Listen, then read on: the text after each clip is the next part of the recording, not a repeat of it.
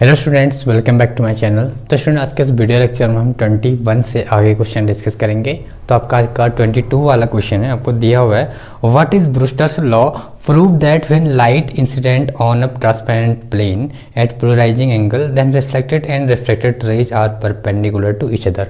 जब कोई लाइट रे किसी ट्रांसपेरेंट मीडियम पे इंसिडेंट होती है तब जो रिफ्लेक्टेड रे है और रिफ्लेक्टेड रे है वो क्या होती है, एक दूसरे पे परपेंडिकुलर होती है। आपको प्रूव करना है कि ब्रूस्टर का लॉ लिखना है और उसे प्रूव भी करना है। ये क्वेश्चन आपका। तो देखिए, ब्रूस्टर का लॉ है कि जब कोई ट्रांसपेरेंट मीडियम पे कोई लाइट इंसिडेंट होती है और पार्शियली क्या हो जाती है, रिफ्लेक्ट हो जाती है और रिफ्लेक्ट हो जाती है, और इसी कंडीशन पर एक एंगल बनता है इंसिडेंट एंगल, और उस इंसिडेंट एंगल को हम क्या करते हैं, पोलर एंगल या पोलराइज्ड एंगल बोलते हैं। उसे 10 IP से डिनोट करते हैं और जिसे हमें निकालना है यहाँ पे।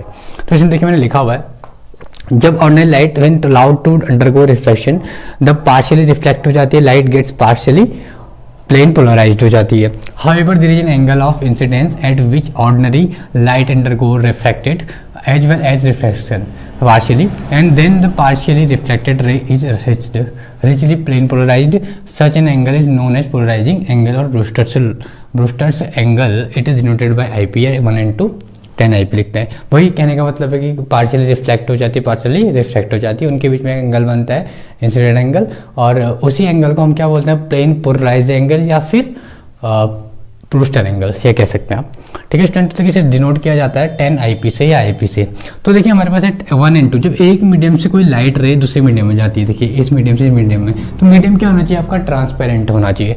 तो ये इंसिडेंट लाइट एक मीडियम दूसरे मीडियम में जा रही है, तो 1 and 2 लिखा मैंने। उसके बाद 10 IP, इनके बीच में जो एंगल बनेगा वो क्या बनेगा, ब्रूस्टर एंगल बनेगा 10 IP। अब मुझे पता है कि इसके स्नेल के नियम से जब कोई लाइट रे एक मीडियम में दूसरे मीडियम में जाती है तो 1 and 2 equals to sine I upon cos, sine I upon sine R होता है आपका, sine I upon sine R होता है इक्वेशन फर्स्ट, और ये इक्वेशन 2।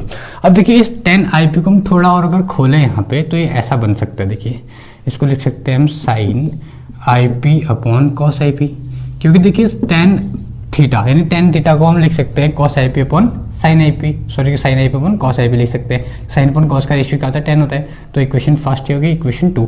अब इनको कंपेयर करोगे आप तो ये कैंसिल आउट हो गया आपके।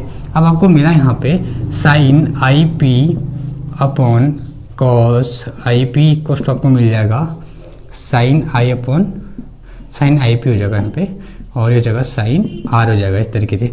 साइन IP से साइन IP कैंसिल आपका, और यहाँ पे कॉस IP, ये हो जाएगा आपका cos IP equal to sine R हो जाएगा इस तरीके से। अब कॉस को आप तोड़ेंगे साइन के टर्म में, हम लिखते हैं इसको साइन 90 माइनस थीटा, यानी कि मैं इसको लिख सकता हूँ साइन 90 को लिखता है आपका π/2 माइनस थीटा की जगह IP इक्वल टू साइन क्या हो जाएगा आपका R हो जाएगा। देखिए साइन से साइन आपका कैंसिल हो जाता है, तो π/2 माइनस IP बराबर आपका हो जाएगा R। इसे सॉल्व करेंगे आप तो ये हो जाएगा आपका π/2 बराबर R प्लस IP। ठीक है, इस तरीके से इसको आगे भी लिख सकते हैं आप, R plus IP equal to क्या जाएगा आपका 90 डिग्री, जो आपको क्या करना था, प्रूफ करना था इस तरीके से। तो स्टूडेंट नेक्स्ट क्वेश्चन आपके पास, क्वेश्चन नंबर 23। आपको क्वेश्चन दिया हुआ है डिफ्रैक्शन किसे कहते हैं और डिफ्रैक्शन और इंटरफेरेंस में क्या डिफरेंस है ये बताना है। देखिए डिफ्रैक्शन ये होता है जब कोई सोर्स से लाइट आ रही है, ठीक है, जब कोई सोर्स से लाइट आती है तब उसके सामने आप कोई ऑब्जेक्ट रख देते हैं। ठीक है, सोर्स से कोई लाइट आ रही है, आपने क्या उसके सामने ऑब्जेक्ट रखा, तो लाइट जो होती है आपके ऑब्जेक्ट के किनारों पे क्या होती है, बेंड हो जाती है, यानी कि मुड़ जाती है किनारों पे, जिससे आपको उसको शैडो मिलती है।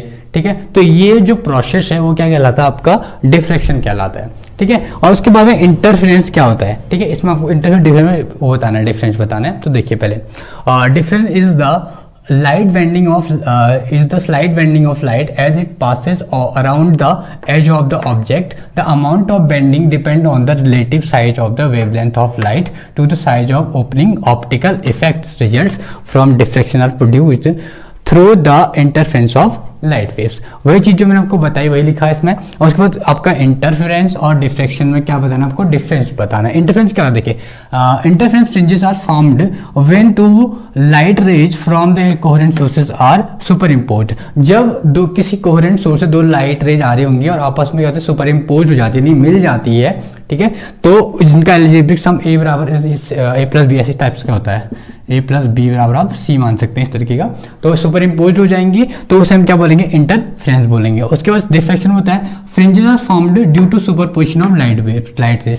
लाइट रेज की क्या होगा, सुपरपोजिशन से बनता है from the same sources.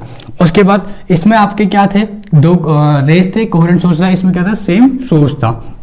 Next है देखिए, all bright fringes are equally illuminated, और इसमें होता है central fringe is brightest and all other fringes have intensity decreasing order, इसमें डिक्रीजिंग ऑर्डर में होता है। तीसरा है width of the fringes are always equal, जो विड्थ होती है फ्रिंज की इसमें क्या होती है, इक्वल होती है, और इसमें fringes width decrease when we move away from the centre. अब सेंटर से हम अवे हो जाते हैं, दूर चले जाते हैं, तो उसकी विड्थ क्या हो जाती है, डिक्रीज होना स्टार्ट हो जाती है। उसके बाद है लास्ट है पे मिनिमम इंटेंसिटी इज जीरो, यहाँ पे मिनिमम इंटेंसिटी क्या होती है, जीरो जाती है, और यहाँ पे नॉट परफेक्टली क्या होती है, डार्कर होती है।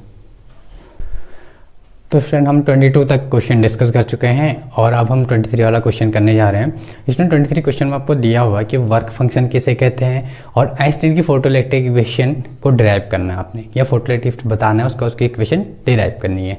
तो वर्क फंक्शन किसे कहते हैं, देखिए सबसे पहले ये समझिए, वर्क फंक्शन वो होता है जब किसी मेटल के सरफेस पे एनर्जी डाली जाती है। एनर्जी का मिनिमम वो है एनर्जी जिससे किसी मेटल के सरफेस पे डालने पे इलेक्ट्रॉन बाहर निकल जाए, वो मिनिमम एनर्जी क्या कहलाती है, आपकी वर्क फंक्शन कहलाती है। देखिए, the minimum energy of the incident photon required for the emission of photo electron, मतलब इलेक्ट्रॉन के एमिशन के लिए from a metal is called the work function of that metal, यानी कि minimum energy of incident photon जो क्या होती है, रिक्वायर्ड होती है किसके लिए, एमिशन ऑफ फोटो इलेक्ट्रॉन के लिए, उसे हम क्या कहते हैं, वर्क फंक्शन ऑफ मेटल या फिर वर्क फंक्शन।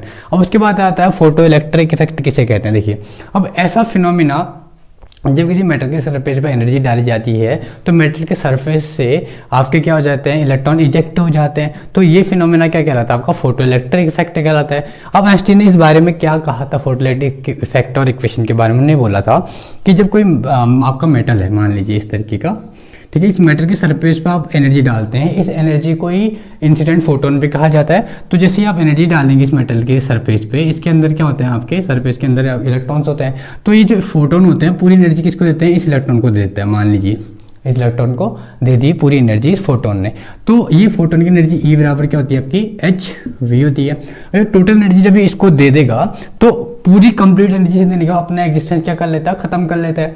और ये क्या करेगा, इलेक्ट्रॉन अब जो एनर्जी इसको दे रखी है टोटल, ये कुछ एनर्जी तो इसको बाहर निकालने में यूज जाएगी और कुछ एनर्जी क्या हो जाएगी, इसकी काइनेटिक एनर्जी, इसको काइनेटिक मोशन कराने में, काइनेटिक एनर्जी कराने में क्या हो जाएगी, यूज हो जाएगी। ठीक है, इस तरीके से तो हमें इक्वेशन मिलती है ई बराबर डब्ल्यू नॉट प्लस के, और यहाँ पे ई बराबर फाई नॉट प्लस के, ये आइंस्टाइन दी थी, इस वाले को हम सॉल्व करेंगे। देखिए, तो ई बराबर हमें अगर इक्वेशन दी थी उन्होंने फाई नॉट प्लस के, अब यहाँ से के निकालिए, अगर आप के निकालेंगे तो इधर जाएगा, के बराबर हो जाएगा आपका के बराबर ई माइनस फाई नॉट, क्योंकि के यहीं पर रहा और ये इधर से इधर क्या हो गया, शिफ्ट हो गया, प्लस वाले यहाँ जाके माइनस। अब देखिए यहाँ पे ई क्या होता है, एच वी के बराबर होता है, और माइनस इस फाई नॉट की वैल्यू होती है एच वी नॉट, या इसके डब्ल्यू भी कह सकते हैं। अब काइनेटिक एनर्जी क्या होती है, 1/2 एम वी स्क्वायर, या मैक्सिमम कहेंगे इसको, तो ये हो जाएगा एच कॉमन हो जाएगा यहाँ इन दोनों में, तो ये हो जाएगा वी माइनस वी नॉट, इस तरीके से। तो ये टोटल आपकी आइंस्टाइन की इक्वेशन आ गई, 1/2 m v square h v minus v naught. Next question है आपके पास, क्वेश्चन नंबर 25। आपको बोर के पोस्टुलेट बताने हैं एटॉमिक मॉडल के। तो देखिए, बोर ने क्या बोला था, इन द ईयर 1930 में Danish scientist Niels Bohr explain the stability of atom by putting stable orbit atomic model. The important postulate of Bohr atomic model are as follows. मतलब 1930 में बोर ने स्टेबिलिटी ऑफ एटॉमिक मॉडल के बारे में बताया कि atom की stability कितनी होती है, ये उन्होंने एक्सप्लेन किया था। उनके कुछ पोस्टुलेट थे, देखिए, the electrons revolving around the atomic nucleus lie in the concentric circle. Concentric का मतलब होता है आपका जिसका कि सेंटर हो, मतलब जो इलेक्ट्रॉन रिवॉल्व करता है आपके around the atomic nucleus, nucleus के अराउंड पे, ठीक है, इलेक्ट्रॉन रिवॉल्व करता है, लाई इन द कोसेंट्रिक सर्कल। तो कहाँ रहता है, कह रहा कोसेंट्रिक सर्कल में रहता है, ठीक है, और at orbits at certain distance from the nucleus, मतलब कि जो ऑर्बिट होती है उसकी सर्टेन डिस्टेंस होती है न्यूक्लियस से, ठीक है, इस तरीके का हमने देखा होगा। ये कोई एटम हो गया, एक पर न्यूक्लियस हो गया, आपका इलेक्ट्रॉन ही हो गया, इस तरीके से, ठीक है। तो इनकी और अभी ऑर्बिट्स अगर देखें आप, इस तरीके से ऑर्बिट्स होते हैं आपके, ठीक है, ये इनकी सर्टेन क्या होती है, डिस्टेंस होती है इनकी, ठीक है। तो उसके बाद energy of electron is constant while it is in particular orbit, जब ये किसी भी पार्टिकुलर ऑर्बिट में होगा, मानिए इसमें है, इसमें है, तो इसकी जो एनर्जी होगी क्या होगी, आपकी कांस्टेंट होगी। और तीसरा पॉइंट था when an electron jump from inner orbit and outer orbit, मतलब इनर से कहाँ चले जाता है, आउटर में चले जाता है, इट एब्जॉर्ब एनर्जी, तभी क्या करे, एनर्जी को क्या करता है, एब्जॉर्ब करता है जब इनर से आउटर में जाता है, to the difference of its energy level and when it jumps from outer orbit to inner orbit it emit energy. अब जब इनर से आउटर में जंप कर रहा है तो एनर्जी एब्जॉर्ब कर रहा है, अब आउटर से इनर में आ रहा है तो क्या कर रहा है, आपकी एनर्जी एमिट कर रहा है, ठीक है, इस तरीके से। उसके बाद फोर्थ पॉइंट है the stationary orbits are numbered as 1 2 3 4।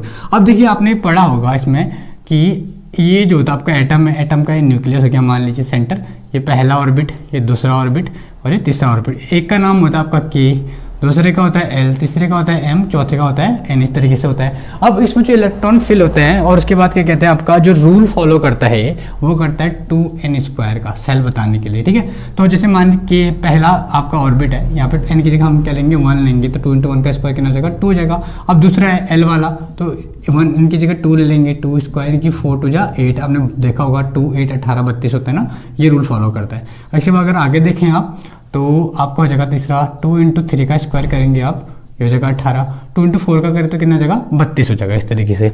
तो स्टूडेंट नेक्स्ट क्वेश्चन आपके पास क्वेश्चन नंबर 26, आपको दिया हुआ कि आपको अरेंजमेंट बताना है पीएन जंक्शन डायोड का, फॉरवर्ड बाइज और रिवर्स बाइज के लिए आपको पहले अरेंजमेंट बनाना है, उसके बाद उनके लिए ग्राफ भी बनाना है, VI ग्राफ जो होता है उनका। तो देखिए पहले आपको फॉरवर्ड बाइज का अरेंजमेंट कैसे बनता है, देखिए जब फॉरवर्ड बाइज का अरेंजमेंट बनाएंगे तो आपको क्या करना पड़ेगा, ये डायोड जो है पीएन जंक्शन डायोड, इसके पी वाले हेड को आपको बैटरी के प्लस वाले टर्मिनल से जोड़ना पड़ेगा और एन वाले हेड को किसे जोड़ना पड़ेगा, बैटरी के नेगेटिव टर्मिनल से जोड़ना पड़ेगा, ठीक है। और ये कंडीशन क्या होगी आपके फॉरवर्ड बाइज होगी, यहाँ पे आपका एमीटर लगा हुआ है, यहाँ वोल्ट मीटर लगा हुआ है और यहाँ पे बैटरी लगी हुई है। तो उसके लिए VI जो ग्राफ होगा, वोल्टेज से करंट का जो ग्राफ होगा, यहाँ आपकी करंट हो गई, यहाँ की हो गई वोल्टेज होगी, ठीक है। एक सर्टेन पॉइंट पे यहाँ पे वोल्टेज आएगा, ठीक है। उसके बाद ये जो करंट है आपकी यहाँ पे क्या होती है, मिली एम्पियर की होती है, ठीक है।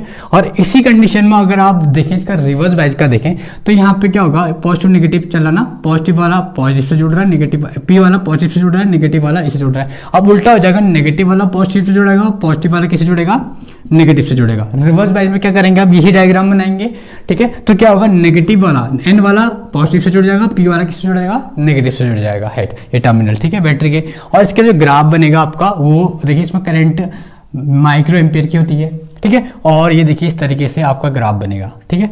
ये आपका I है, ये क्या जगह आपका वोल्टेज है इस तरीके से, जहाँ पे सर्टेन पॉइंट का वोल्टेज मिलेगा।